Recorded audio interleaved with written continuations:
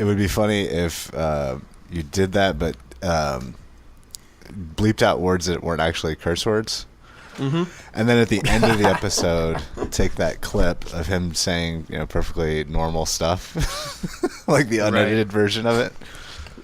Yeah, that would be pretty. It's doable. Or just bleep any. Or how about for? Guess what? Yeah, I'm there you talking go. about. You could do like we could say but I bleep it out, and then you just talk about the but don't say the of it.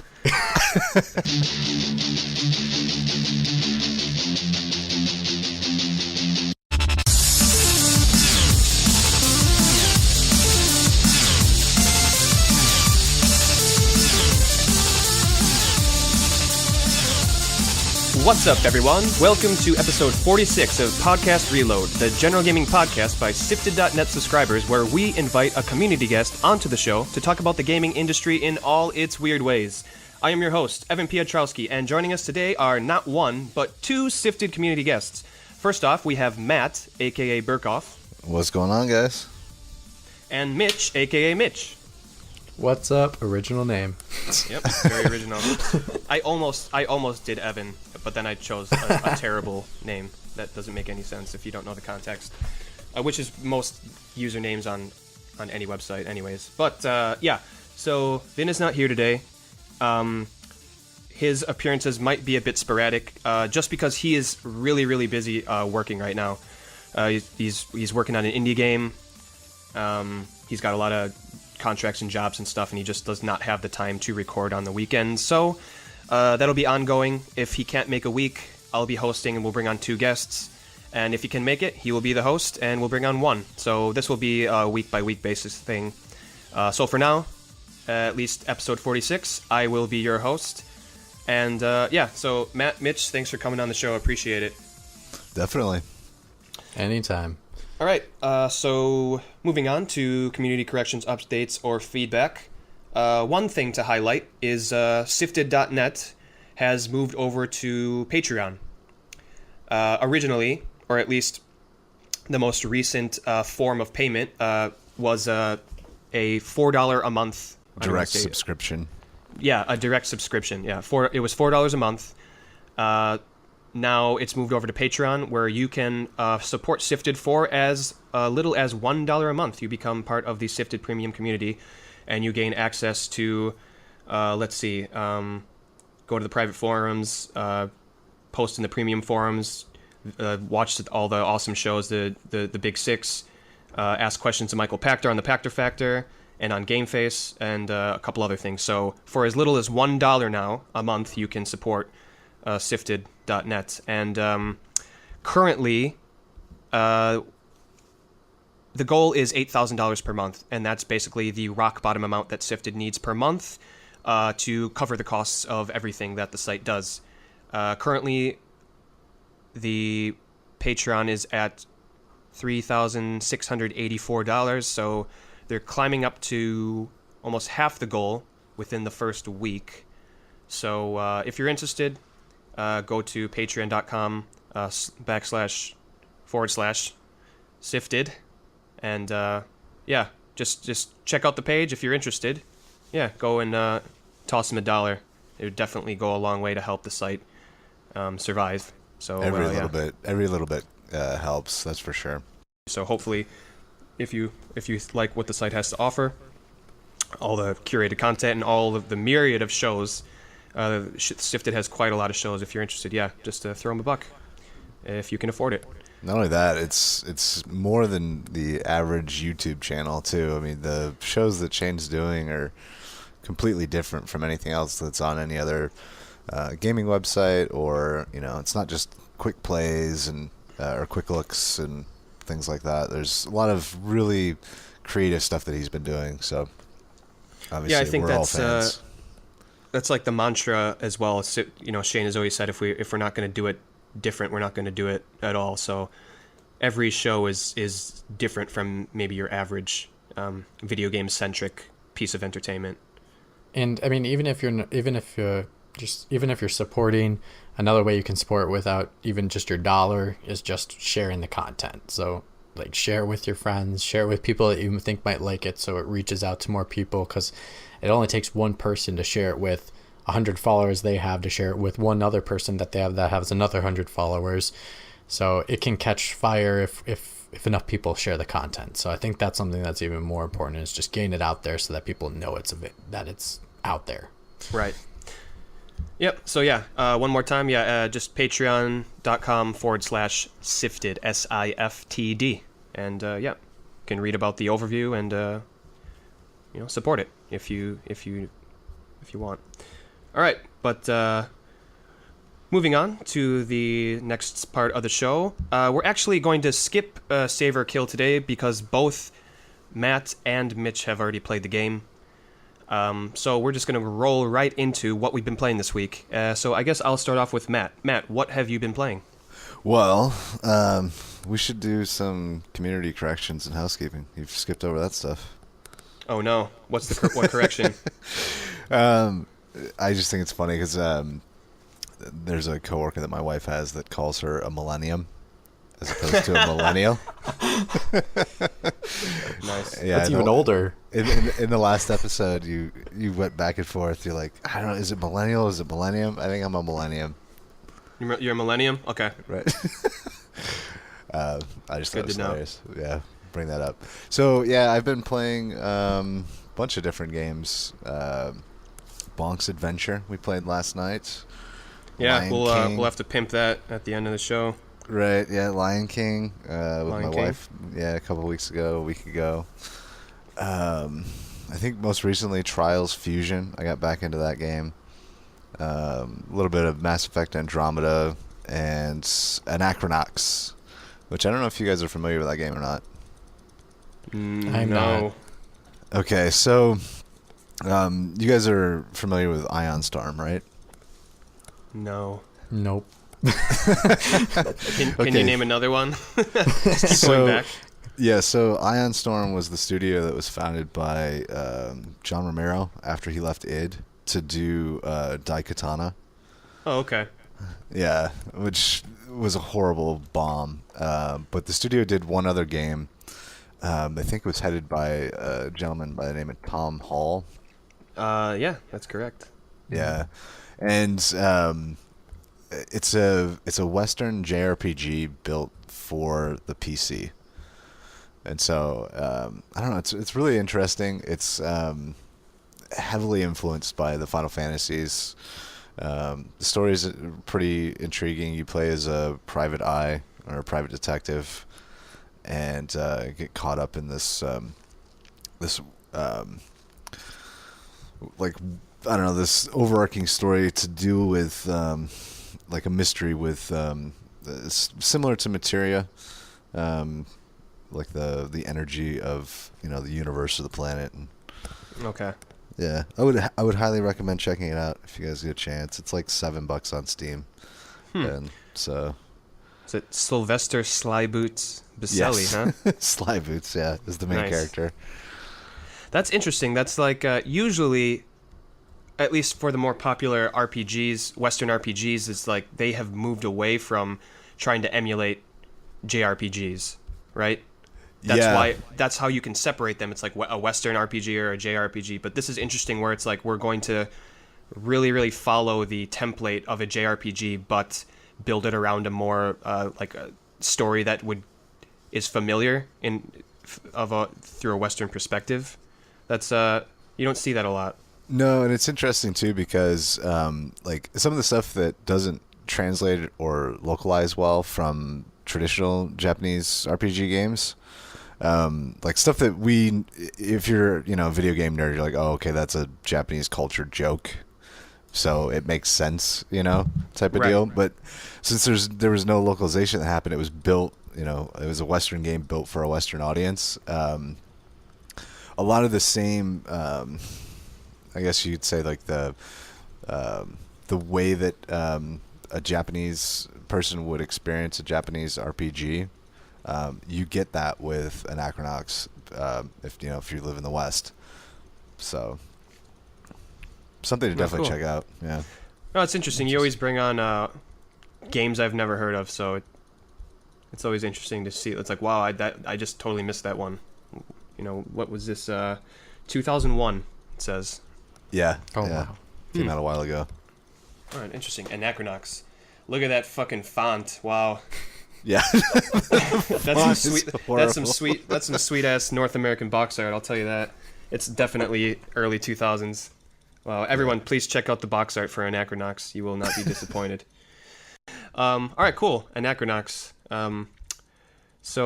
Actually, last question: is this the first time you played it, or is this a game you've gone back to?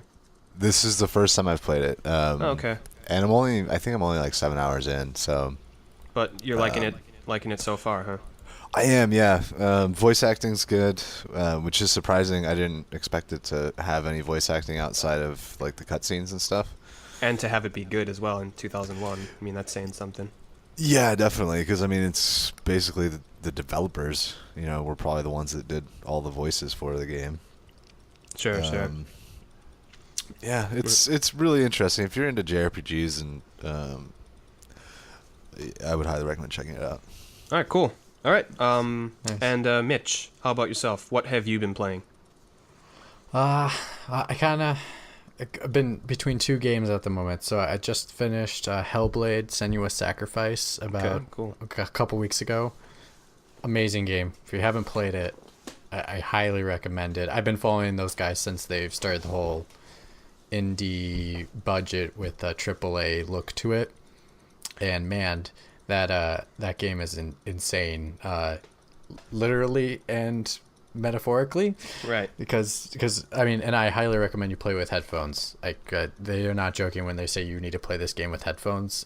The experience is not the same without. I heard it. It seems like the consensus is it's a must to play with headphones. It is mind blowing. Like you'll hear a voice like literally from like the back corner of this ear, and then you'll hear one all of a sudden like in front of your face. And like when you see the development diaries of how they do it, like there's people like circling around a head that they have made with shaped ears where the microphones are. So like they kind of already filtered of how your ears are supposed to hear all the different sounds and the different noises. But super fun game. I really, really enjoyed it. And I hope they make another one of some kind of that one. It's just a mind blower. And then the other one, I've been meaning to finish it for like a year, is the original Ni no Kuni Wrath of the White Witch for the PS3. Oh, it's a great game. Especially since they announced that the sequel is coming out. I was like, okay, I need to hunker down and finish this thing because I loved it. Like I loved all of it so far. Things came out and I was like, okay, I need to finish these other games first. But I came back to it and I've enjoyed coming back to it just as much as I did before. And it still looks amazing on PS3. Oh yeah, definitely. It's just epically surprised. One thing I love about Ni no Kuni is that like I played it a couple years ago now at this point, and I beat it. One thing I love about it, it really took me back to like that magical moment in my childhood of like 16-bit era JRPGs. Mm-hmm. Like it's so whimsical, and it's like a Ghibli movie, and it's just like I get that feeling of like I'm actually going on it. I'm embarking on this like great adventure. And not a lot of JRPGs really do that for me these days. I never really got that feeling again back when I played like Final Fantasy VI or Chrono Trigger back when I was a kid. So that's one thing that really stood out to me with Ni no Kuni. Right.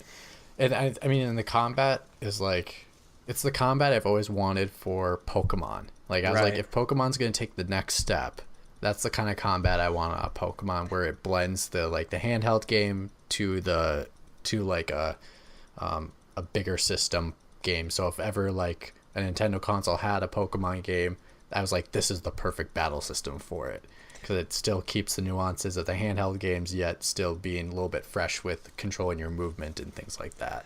And also it does a good job of like, you're able to you take care of your familiars and interact with them more than you ever do in any Pokemon game. Right. So it would be nice if they added something like that into the game, where there was like a separate kind of system where you leveled up your I don't know how well your Pokemon fights for you by doing stuff. I guess they might have done that in Sun and Moon actually. You like I feed think your they Pokemon. did. Yeah, I think they did a little bit of an update on that area, but it could it always. just really works. Yeah, like that part of the game of building rapport with your what are they called, familiars? Yeah, they're familiars. Yeah, building rapport with your familiars is actually it's good, and it's something that you should be doing if you want to if you want to have some powerful familiars to fight for you in the game. Have you played it, Matt? I have not. No. It was I think one that you'd really was- love it because you're a JRPG guy, and I think Yeah. I am. what I I know think about you. one of the reasons I didn't pick it up though is just because it's close to 100 hours, isn't it? Oh yeah. well, If I you mean, do it really everything. depends. It depends on like what type of RPG or JRPG player you are. Like, if you're following mainline story, I don't think it's that long. Like, I want to say 50 to 60 hours. But you do, Okay. but I mean, it does have some like level. You gotta take the time to level up your character though, because if you just go story mission, story mission, story mission, you're gonna be under leveled. Right. Oh, so you definitely. do have to grind. I did a fair amount of grinding, leading up to the end game. It's nice. Yeah, And yeah. and I think one of the things I loved more about that game than anything was the voice acting. Like the great. localization of that is amazing, and like the story makes you want to like you really feel for the characters even in the beginning. Just like something that most people can relate to is like people have a single parent, and I don't want to spoil it at all because they should go play the game, but I mean there's just things that really people connect to and that really can touch you in many different ways.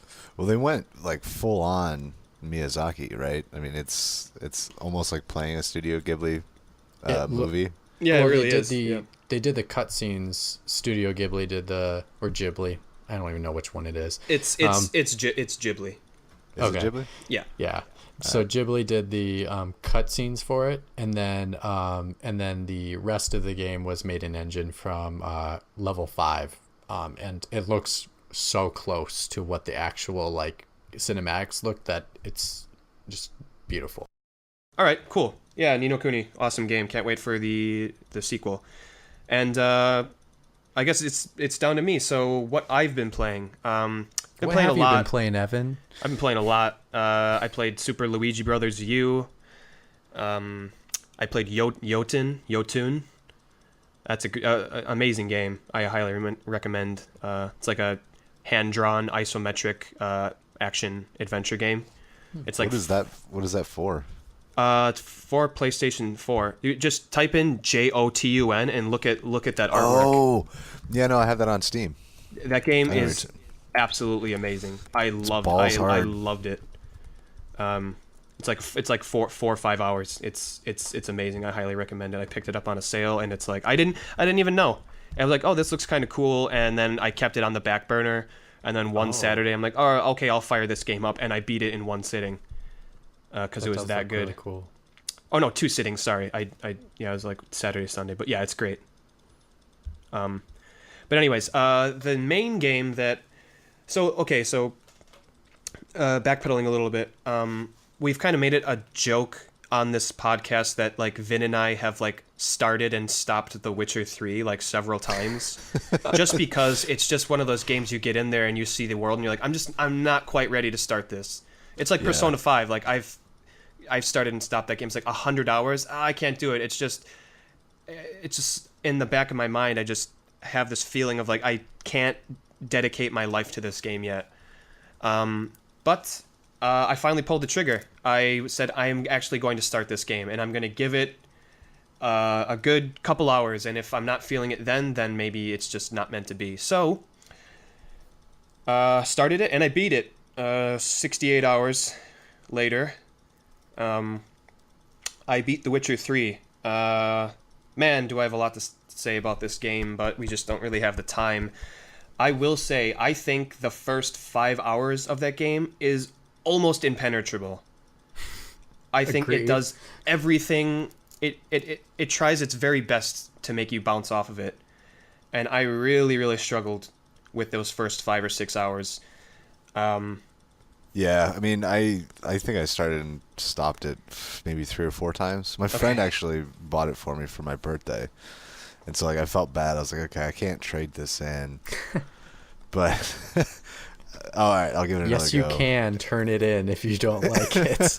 See, I'm one of those people, like, I feel like I have to beat the game. That's what happened with Final Fantasy 13 and Final Fantasy 13 2. I was like, I have to beat these games. I can't stop. I can't just give up halfway through. If I even really, if I like, hate it.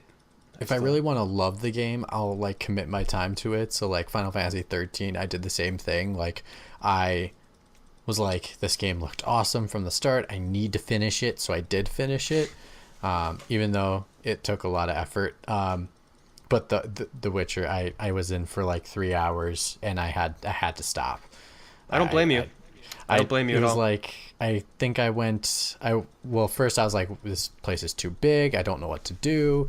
And then I found a mission, and then I fought a griffin, and I barely felt like I knew how to work the combat. I'm already fighting like this giant monster beast griffin that is pretty tough, and I'm like, and then it's the first Witcher contract you get. It's basically the tutorial into how Witcher contracts work in the game. Right. And then it's like the controls themselves are a little bit, because they're like PC controls on a console controller, and it doesn't feel the same. It just, like, the way he moves is like if you're moving the keyboards of the keypads more than an actual like stick. Yeah, it's just weird.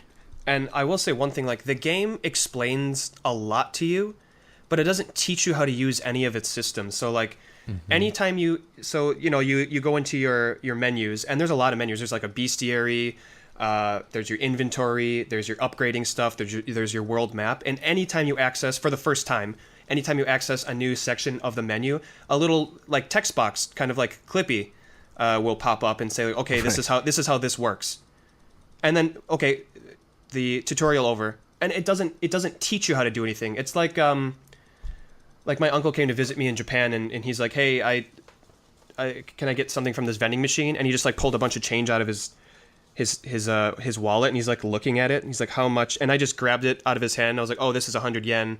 I put it in the machine. I gave him the water. What I should have done is say, okay, it's 120 yen, and had him do it himself. Right. The game doesn't do that for you. It just says, this is how you do it, and then it doesn't give you an opportunity to try it out.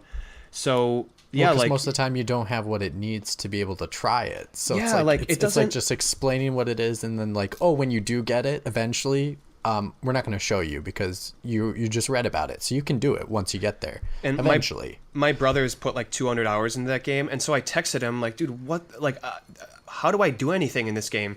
And he was like, dude, this game doesn't teach you shit. And this is like one of his favorite games, and he was even able to admit that like the fighting is clunky as all hell. I think the controls are terrible. The fighting system is bad. That's the one thing that I disagree with both of you on. Really? It took me 6 hours, I think, before I was like, oh, okay, now I understand like how this feels, and like how to actually switch between the swords, and so like I didn't have a problem with the controls at all. One thing that I think is really weird in the game is like Geralt doesn't really react to getting hit, and it's really hard. Like when you dodge, there's like iframes for like a split second. So like even if the enemy clips through you, if you hit dodge at a certain point, you will dodge their attack. But sometimes it's like they'll swipe you, and it's like your health is like boom, boom, boom down. It's like I didn't even really feel like he actually hit me. It's just like while you're fighting, it's really hard to tell like if you're getting hit or if you're hitting something. There's not a lot of feedback telling you like. I think the one thing it's lacking is that feedback, and I think if anything for a fighting mechanic, especially in a game, the basic thing you need is feedback, like because that's going to get you hooked. When you feel like that person's actually getting hit, you're actually invested in being like, oh crap, I'm not supposed to get hit. I'm not supposed to feel that kind of blow ever again. Yeah, but when they're clipping through you like that, it's like you don't know how to really fight them. No, you just look just up. Like I don't feel like I'm getting feedback off of. You just see your life go down. Like you don't really see Geralt react. Having said that, I'm actually like really good at the combat now. Like the last boss, I fucked that guy up. Like once you know. You just it's a feel thing. I just think it takes too long. That's why I think the controls are bad. But I will say, Matt, like like I know how to play the game now. Like I see the enemy about to attack, and then I wait a second and hit dodge, and then like I'll dodge them, and then come in with a couple blows and then block and parry. So like it just takes a really long time to get used to. Obviously I like the game. I mean, I played it for 68 hours, and I'm actually gonna play the first expansion, Hearts of Stone, a little later today. One thing I will say is, like, despite all of the technical issues, which I think it has a lot, and I went back and I watched, like, GameSpot gave it a 10. A lot of outlets, no one really talked about. They said like some kind of technical issues, but no one talked about how like weird and like confusing the controls and tutorials are. And I just thought that was like a massive wall that I had to climb over in order to finally have fun in that game. So this could go on forever. Ultimately, I like it. I like the characters. I like Geralt. The story is interesting. The Wild Hunt, I think, is a cool framing device. And some of the side quests are like insanely memorable. And I was ultimately like 100% satisfied with the ending of that game. So, despite all its technical issues, I played it for almost 70 hours, and I'm gonna play more of it. So I guess that says a thing about it. I mean, just if anyone, it's like Mitch, like Mitch, he did. So like the 4 to 6 hour is like the critical moment in that game. Like you either bowl through it or you just kind of fall off of it. I don't know. It's a hard one. I liked it ultimately, but I think it has a lot of issues that, like, when the game came out and everyone was hailing it as like the best game of the year, I just don't think people addressed the issues as much as they should have. But whatever, it still is a really, really good game. And yeah. All right, but moving on to our topics of the show. Because we have two guests on today, they are going to handle the topics, and I'm just going to sit back and listen, and also be part of the conversation, of course. Sit down and shut up. Moving into our topics for the show. Our first topic is going to be Matt. So, Matt, what is your topic of the show? My topic is how do we think developers and publishers should be making money on games? Because there's a current trend right now with DLC and microtransactions that are being, just kind of shoehorned into these games. We're seeing it with, Shadow of War, and a lot of like free-to-play elements are coming over to games that you actually have to pay, top dollar for. Do we think that that's acceptable? Does the price of games need to rise so that we can get away from those types of systems and ways for developers and publishers to make money? Or is there an argument to be made that the cost of development has actually dropped with workflows that involve Unreal and Unity? So, Evan, what do you think?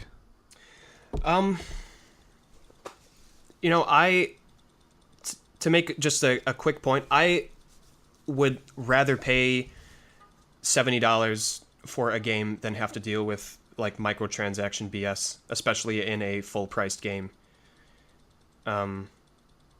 Here's my argument to counter yours right there.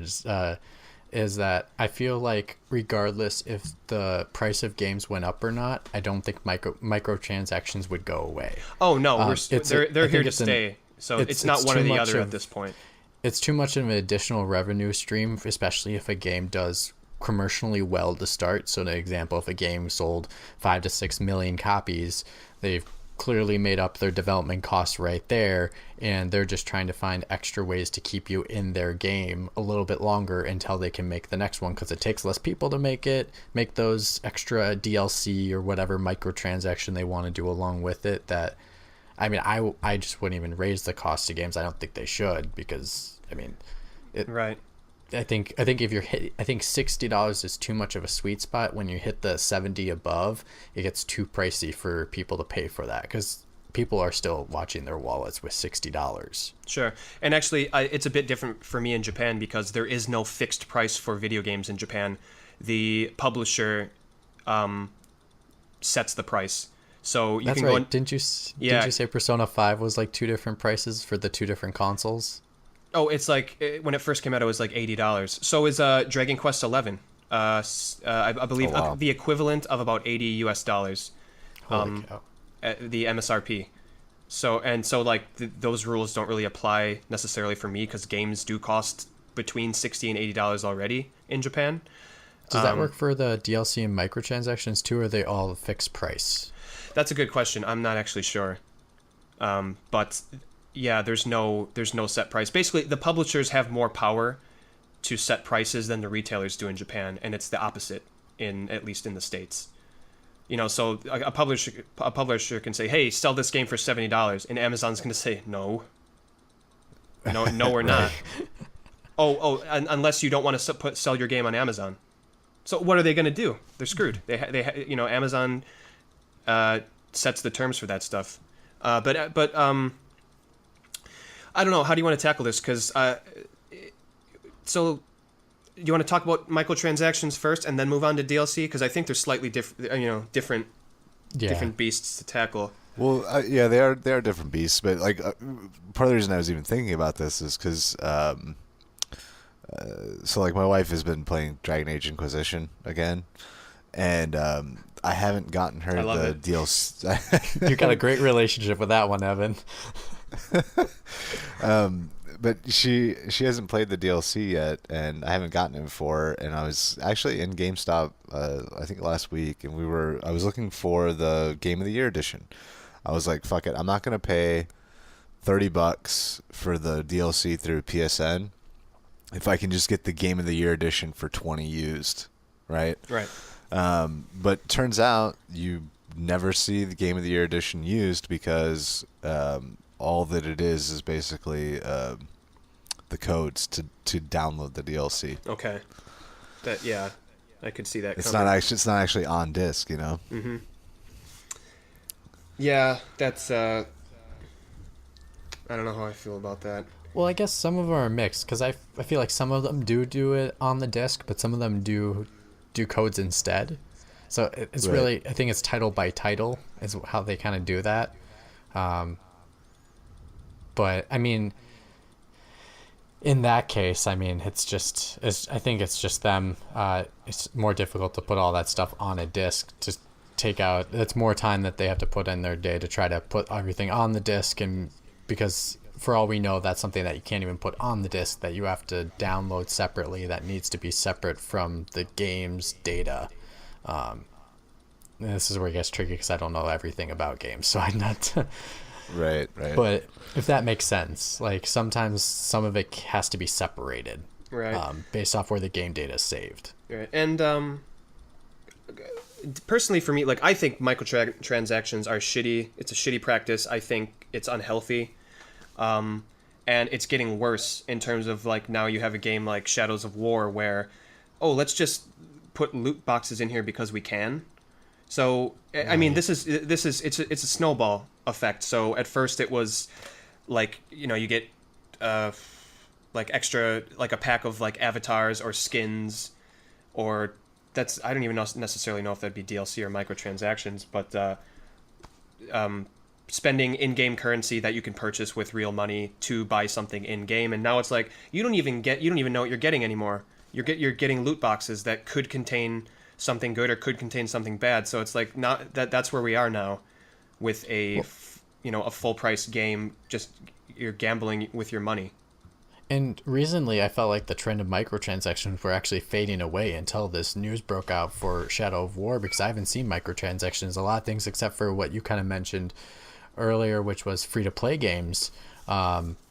And which, I mean, I think for something like a free to play game, I think that's totally fine because, I mean, they're offering that game to you for free. I think if people want to pay money to help get them a little bit longer along the way, that I think that's totally fine as long as the game is definitely just free. Support, or just give the devs, like, you might not even want the microtransaction, but you've liked the game enough to say, I'm having fun with this game, I've played it for free this long, I'm going to support them by chipping in a couple bucks. Sure. And I think, totally get that. What's an example that was, I totally forgot one. There's a big computer game, strategy game out there right now. Not Dota, it's the other one. League of Legends? Yes, League of Legends. My roommate played it for a long time, and he talked about how he was in a hard spot because he was like, I want this character, but I don't want to pay the money for it. But he's willing to play the free version for now and wait until it's available. And then I guess it did. And then he ended up buying it later. But he felt like it still didn't take him out of enjoying the experience. of not paying that extra $2 to get that one character that he really wanted when it first became big, like 4 or 5 years ago. But still, he it didn't take him out a full experience of not enjoying the game at all. Right. I think right. as long as it doesn't do that to you, it's worth it. Right. Yeah. I mean, I think that's totally fine. I just think like the big, the whole massive conversation around Shadows of War. I just think what they're doing in that game sets a precedent now. It opens the floodgates. It's like, if whoever gets the biggest. Remember when the Baltimore Ravens won the Super Bowl and Flacco got the biggest contract ever for a QB or for an NFL player, let alone a QB. Well, that they set the precedent, and who's going to want more money? Aaron Rodgers is once his contract is up. So because he should get paid more than Flacco. So it's the thing. Like once you set a precedent for something, you kind of open the floodgates, and you can't go back from that. No one's getting less money. For people that don't know football, Aaron Rodgers is better than Joe Flacco. That's why we're saying he deserves more money. Right. and also the Packers are going to pay Aaron Rodgers whatever the fuck he wants, basically, within reason, obviously. Yeah.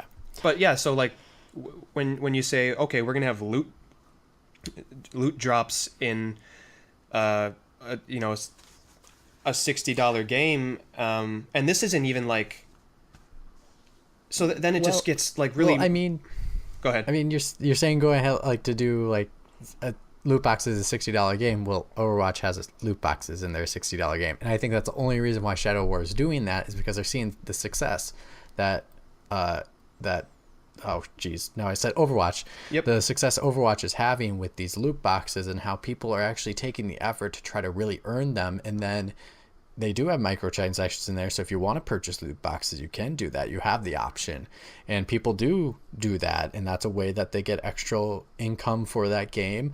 And I think they're just trying to follow that same method of just saying, hey, you can earn them if you want to, but if you're willing and you want to pay for it, you can. And I think as long as it doesn't break, as long as it doesn't impact your experience on the game, saying like, oh, someone's gonna have a better experience than I would, that I can't earn the same thing that they can. Like if I pay $20, I get a special box that no one can get, even if I like spend 100 hours on this game. But I don't think they're going that route, so I think they're okay. Right, but here's where Overwatch and Shadow of War differ. Whereas in that regard, loot boxes in Overwatch are purely aesthetic, right? They're just like skins and stuff like that. In Shadow of War, True. You're actually getting like orcs and stuff to help you in the game. And I'm not sure if everything that is available in loot boxes can be Earned in game without the loot boxes. I'm pretty sure that's what they've said as much.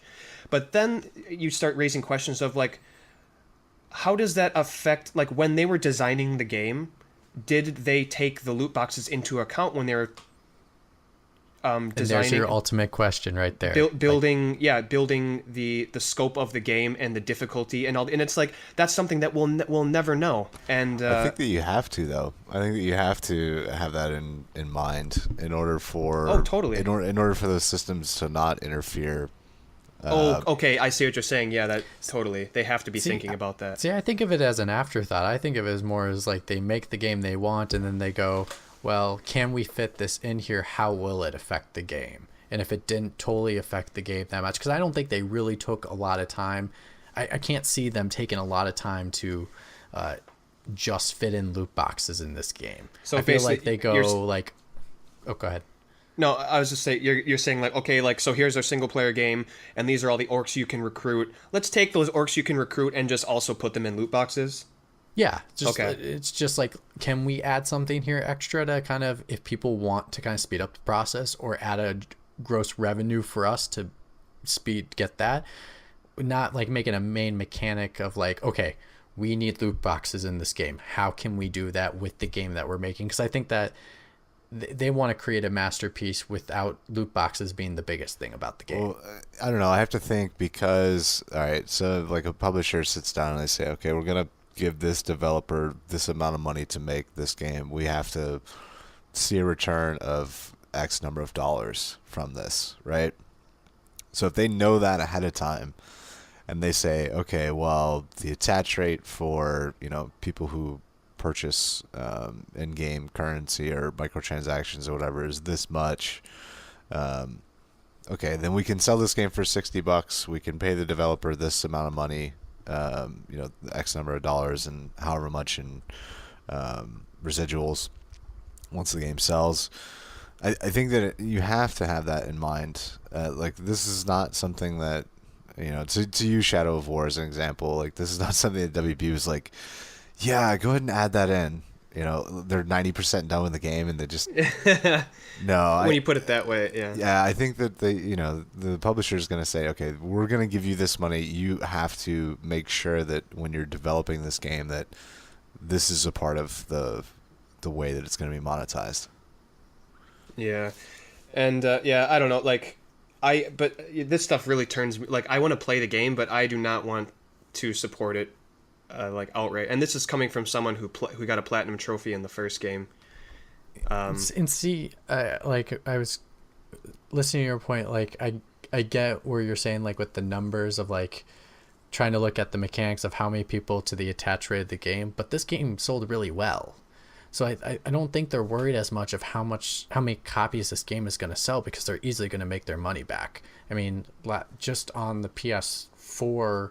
I was just looking at some numbers. Just on the PS4 one alone, it sold 3 million copies. Right. And it was on 2 generations worth of hardware, and it got rave reviews. It was a game of the year for a lot of publications that year. So I highly doubt they would be worried about the attach rate and those kinds of things, because they're like, we got an established franchise that's successful. We don't have to worry about what people are going to think about this next game. You just make the game you want to make. Well, I mean, yeah. So I guess my point is, if that's the case, and that the gaming community is going to be somewhat disgusted by that decision, right, to throw these loot boxes in there,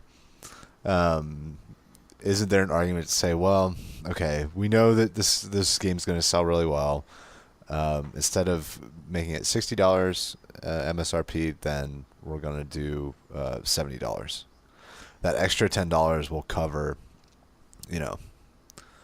so because they must know that the average person who spends money on microtransactions are going to get X number of dollars out of that person, right? Yeah, and I can't imagine Sure. the average price would that someone would spend on microtransactions would be close to $10. Right. And I was thinking like $2. Yeah, I mean, I don't know. Probably like $5, $5 or $10 is probably the average. And then it's the same thing for DLC. Like, they do the season passes and all that crap. It's like, because they know that, okay, the game goes out, this amount of story content we couldn't fit in there. If we sold the game for $80 or $90, we might be able to. So that's just like a set price, $30. You get your season pass, and you get your 2 or 3 DLCs that would have otherwise been included in the game if it had just sold for $70 or $80 instead of $60. Right. But Yeah. like, in terms of, so I guess we can move on to DLC quickly. In terms of DLC, like, I am totally okay with DLC because it gives people who really like the game a chance to extend the time to play it, to enjoy the game more. Like, let's see, The Witcher 3, like, there's 2. So I bought the Game of the Year edition or the Ultimate edition that came with both DLC packs, both DLCs, and I think I could probably get at least 70 hours combined out of those 2 DLCs, and it's like, that's cool. If I'm gonna, hey, how about for an extra $10 to $15 I get to double the amount of time I get to spend with this game. Another one is earlier this year I got the I'm okay, so I say I'm getting the platinum trophy just so you know, like, I like this game so much I actually played it Right. to that long. So I got the platinum trophy in Horizon because I loved it so much, and it's like, I would love to play more of that game, and the Frozen Wildlands is coming out this November. It's like, I'll totally spend $15 to play more of this game. Because if there was no DLC, that's it. I've played the entire game. There's nothing else. There's nothing more that I can... And I'm not one to play a game over. Or like, okay, this time I'm, I'm a mage. This time I'm going to be a fighter. Like I don't do any of that stuff. I don't replay Mass Effect. I'm not interested in being Paragon Shepherd this time. Like I play it once and I'm done. Okay. So I love that story DLC, right? I'm not talking about like skin packs or anything like that. Just like Right. Like I bought the season pass for Breath of the Wild. It's not worth the money yet, but that's the chance that you take when you do that. But I got all the shrines in that game, and I'm really excited for a new story at the end of the year. So I do like that DLC gives people the chance to extend their time with a game that they really, really enjoy. And it's separate. Usually it's a separate story. It's separate from the game. It doesn't affect anything in the game that you bought. You still have bought the complete package, and you don't have to worry about it, somehow affecting the game or whatever. And it's really worth it for publishers. I mean, you look at it. So like, use Horizon Zero Dawn as for like the example you just used, Evan, and like let's just say I don't know the numbers off the top of my head how it sold. I think let's just say 3 million copies. It sold 3 million copies. So maybe like a third of the people will probably purchase the DLC. So 1 million people will purchase that DLC at about $30 or $15 a piece. That's $30 to $15 million that thing sold, with less than half the team working on that DLC specific. Or it really depends. If they do the full team, it takes less time. They make a pure profit. Boom. It's pure profit too, because they're not shipping this to anywhere. It's just right, you exactly. just download it, And it's like they have the characters, the animations are down, they have all the assets. It's a nice option. It's a benefit. It's a benefit for both. Yeah, which is awesome. And if it's like, I played Horizon, I liked it, I beat it, but I'm not interested in playing anymore. It's like, okay, yeah, that's fine. It's totally up to you. All right, yeah, this is one of those things that we could probably turn into a single topic of the show. But because we have two guests, we have to tackle two topics. It's written in the rule book. So moving on to topic 2, Mitch, what is your topic of the show? My topic is so I have this game that I played a while back and I loved it. It's called Resonance of Fate. It's PS3, 360, and PC. It's one of those Japanese games where the name could like mean anything. It's so like right. It is so weird. It's like Quantum of Solace. Like what? Right? Like the name of itself I don't have no idea what the heck, based off the story, have no idea why it's called Resonance of Fate. Right. So it's exactly to your point. But the game itself is awesome. I really, really enjoy the game. Like it didn't do review awesomely because of the story plot elements, because the story is kind of broken down into chapters and there's not very much until like near the end is really where the story picks up. But the thing that really makes this game really, really special is its mechanics when it comes to combat. It's probably one of the most stylish. I want to challenge it and say it's probably just as stylish as Persona 5 when it comes to combat. Not as much as you better watch out. It's hard. It's not like as anime in your face stylish. It's more of like it's anime in your face. I guess I guess I could say I know what you're saying. It's more of a Western style than a Japanese style when I say stylish, because it's very action movie type. You have these people running across the stages, jumping, doing backflips, shooting guns, throwing the guns in the air and flicking them. It's really cool, and it's a really satisfying mechanic when it comes to combat. Mm-hmm. But the problem is, because the story didn't really hit critics really great. It didn't review great. It was like in the 70s in Metacritic, and so it didn't sell very well, so it never got a sequel. And it's like that mechanic when it comes to its combat is so great. I could play it constantly. Like Persona 5, I could play that constantly and just enjoy it over and over again. So I wanted to open it up and go, well, what's a game that you've played? Because Resonance of Fate is not getting a sequel. It would have to come back from the deck. It would have to come back through the dead with a Patreon or something special. I don't know. Or a Kickstarter or whatever. Yeah, that's patreon.com/sifted. Right. Square Enix, donate your money, please. Basically, what's a game that you guys were like, I love this game, it never got a sequel, but man, it should have got a sequel, and why? All right, Matt, you want to tackle this one first? Sure. I've actually never finished the game, but I do want to go back and eventually finish it. But I was thinking Alpha Protocol might be a good one. Oh yes, that is one. I love the one. games that you bring up on this show. By the way, Oh, it's always stuff that I've never played. I read it in Game Informer when I was a kid, and I was like, this game sounds sick. And then I just saw so many bad reviews for it, and I was like, oh. Okay, so... And now I saw it for $2 at GameStop, and I want to get it. If I'm not mistaken, it's Obsidian. Yes. Okay, it's an Obsidian It is. game. They've got a history of jank. I love their brand of jank. I just... I don't know. That sounds like a YouTube channel like series, History of Jank. Right. Or My Brand of Jank. My brand of jank, jank. yeah. No, it wasn't. It's not like an amazing game or anything like that, but it's basically if you took a Siphon Filter and Mass Effect, and they had this weird deformed baby, it would be Alpha Protocol, and I think it's totally worthy of like an additional game in that series or that same vein, you know. But Well, I mean, it like based off what I read about it in Game Informer, like it was kind of early in stages of where like your decisions affect how the game happens. It was like one of the first in that stage, like early PS3, Xbox 360 stages, and it was like you're a spy, and like who you align yourself with or who you have a romantic relationship with could be your worst enemy, but also could be your ally, and it's like, yeah, it looks super cool. So yeah, it's kind of, I guess it's in the same vein as the game that you mentioned, Mitch, because it was like early in the PS3, Xbox 360. Like I think it was even released around the same time as Residents of Fate. I think it was, yeah, that probably would be.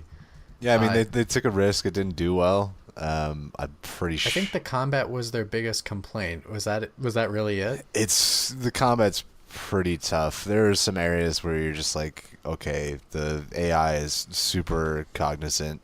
They've got like telepathy and like it's one of those where like it tries to get you to do the stealth, but like the only way to do it is just freaking run and gun. Because the AI is just so freaking precog. Because they had like a Helga-looking girl on there. I do remember that. Some blonde, like Russian, beefy girl. I just remember that. Right. And you're on a table, and she can choose whether to seduce you or not, and it's up to your words. Right. By the way, if you type in Alpha Protocol is in Google, the first thing that pops up is underrated.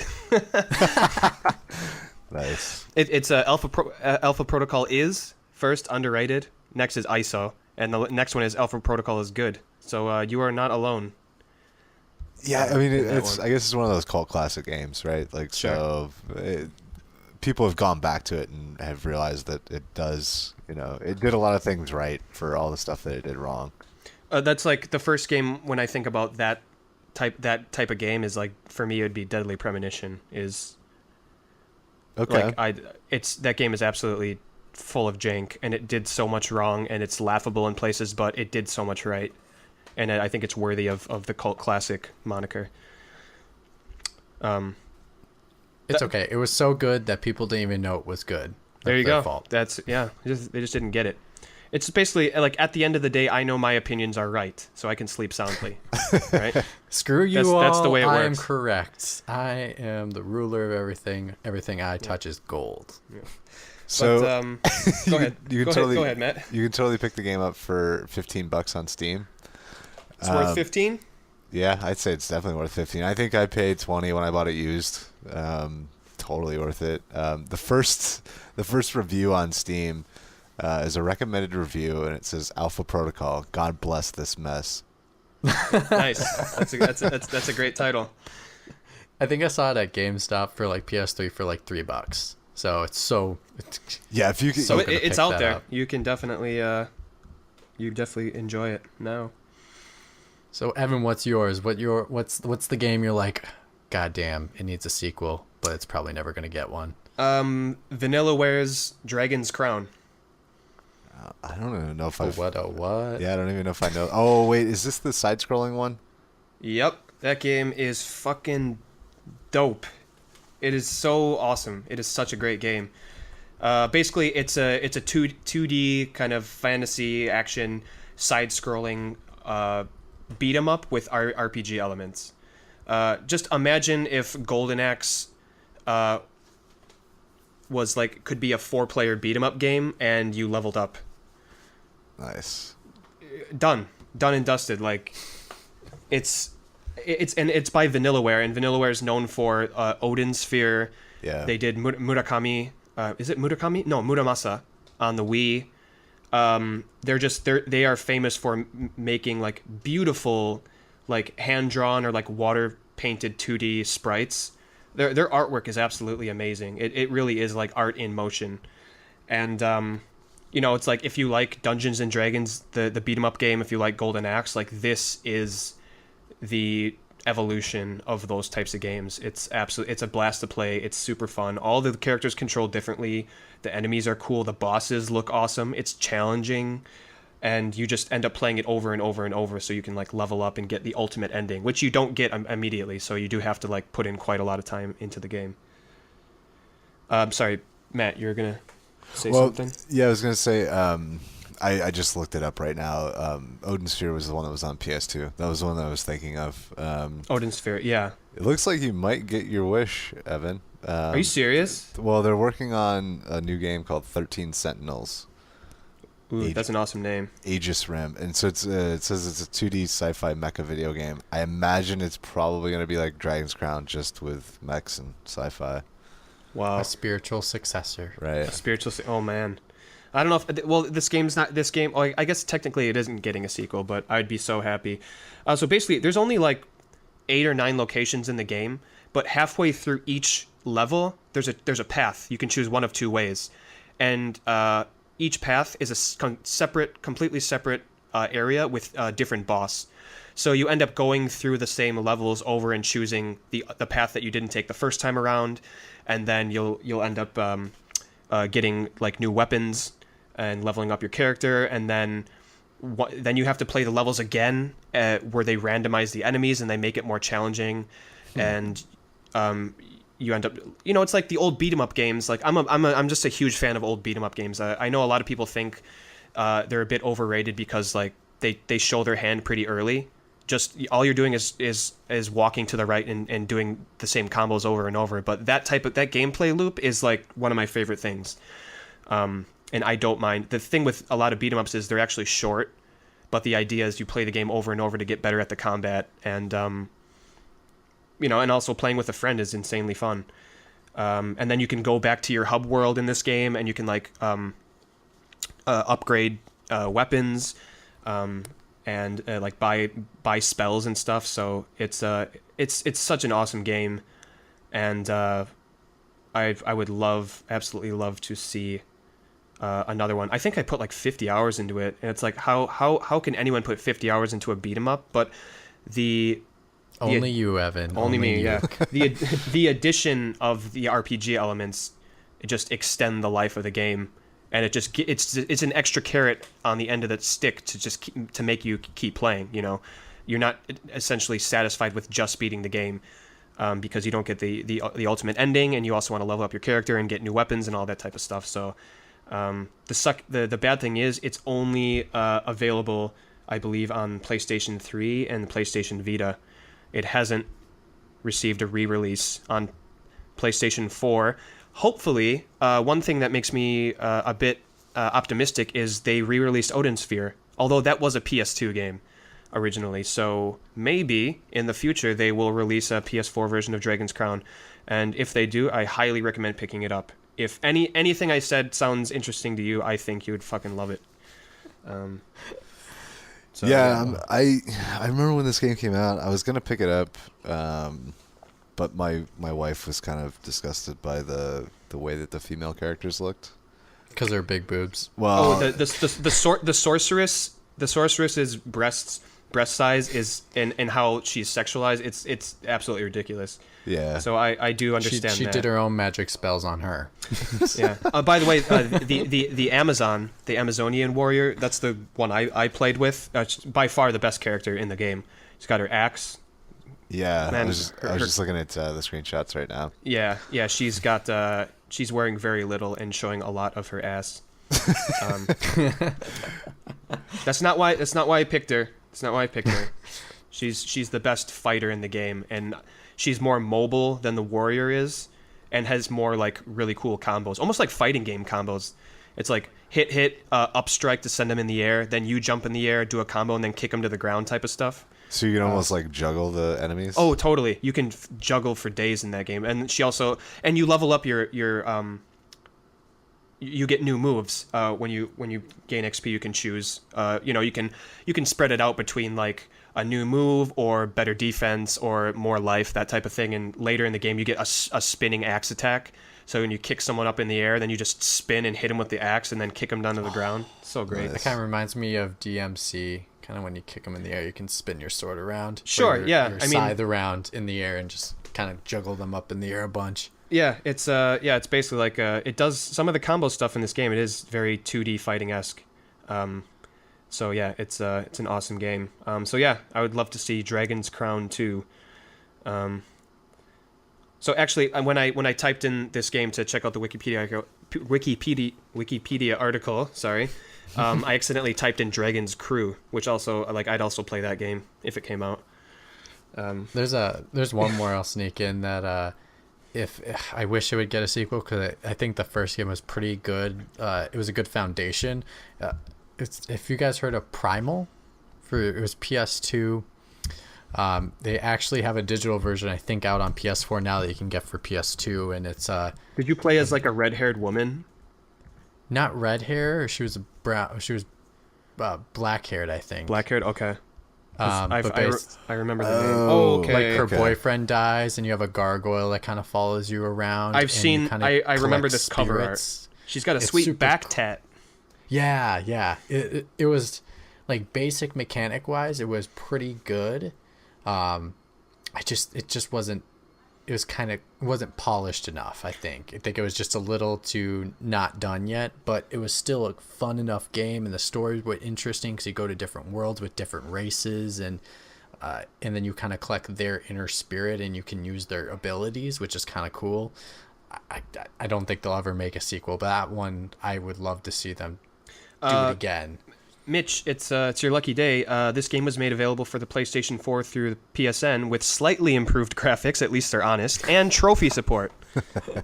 Yeah, which awesome. Is kind of so random. It is on PS4. Yeah, so go check it out. If it's like $20, it's so worth your time to give it a try. If you like punk rock music, it's got some really good punk rock music. Oh, really? To it. It's got a punk rock soundtrack? Well, because her boyfriend that gets killed, and the reason why she goes into this underworld thingy was because he's a punk rocker. Gee, this sounds like an alternate reality Crow. Yeah. Yeah, it is. Oh, yeah. Like with like a punk rock aesthetic. But like, interesting. The first world you go to, you get these like cool claws, 2 claws, like Wolverine claws, and she like jumps up and kind of like stabs into him a bunch like Wolverine does, and it's kind of really satisfying when you get like a finisher like that. For her combat, it's so cool. Right. I remember when Prince of Persia 2 came out, Warrior Within, everyone was making fun of it because it was like with the Godsmack soundtrack and how edgy it was. But that made it cool. I liked it. I actually think it's the best game out of the trilogy. Yeah, it is. It gives you the most freedom. Mechanically, and the fighting system, and then like that demon thing that would chase you throughout the game. Dahaka. Wow, you have a good memory. I think it was my favorite game out of the trilogy. To be fair, it took me a bit more to get into, but once I got into it, I really, really enjoyed the game.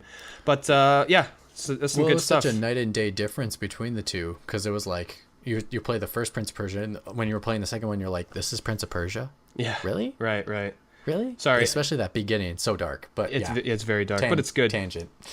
But yeah, actually, I liked how we all brought in games that like none of us were familiar with, or like, yeah. Mm-hmm. So it's interesting. I'm definitely gonna check out some YouTube videos of all this stuff you guys discussed after the podcast. So coming up to the end of the podcast, if you want to join us on the show, you can message me, Evan, on sifted.net, the stand user, podcastreload@gmail.com, or podcast_reload on Twitter, just like our guests did. And just let me know what mic you have, an email address, Skype name, and your social security number. I'm just kidding. Just what times you're available on the weekend, and it might take a little bit back and forth because I'm in Japan, and it just takes a bit of time to figure out like a time that we can all record together. But we will have you on the show. We will figure it out. So yeah, hit us up on any of those locations, and yeah, we can get you on the show. So final thoughts and goodbyes. Of course, Mitch and Matt, thanks for coming onto the show. Really, really appreciate it. Every time you guys throw your hat in, as they say. So thanks. Yeah, thank you. Oh yeah, of course. All right. So goodbyes, Twitter handles, thank yous. Any plugs? Matt, how about you? Well, I got a new drunk play that I'm working on that you and I did last night. So I'm gonna try to edit that together and get it up on Sifted and YouTube. Hopefully sometime this week. Were you both drunk? I don't know. Evan, how trash were you? Because I was pretty far gone. You started before me because we started recording at 10:30 in the morning. Right. My time. But by the end of the playthrough, I think I was about 9 beers in. Jesus. So, okay.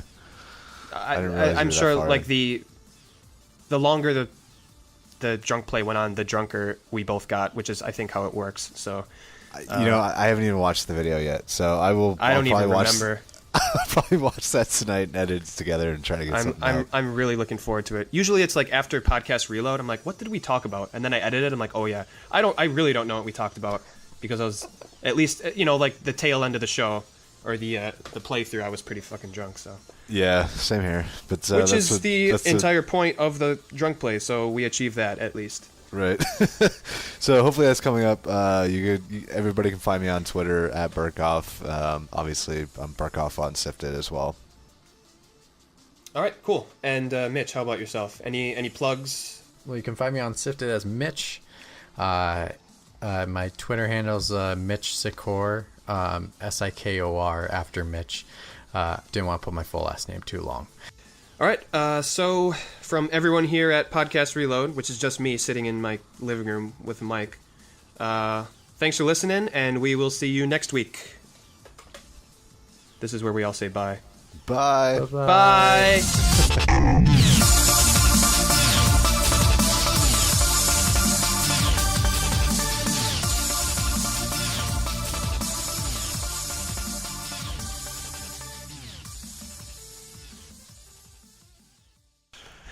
All right, Evan, you're gonna hate me. Some of my audio didn't record in the middle of the podcast. Oh, really?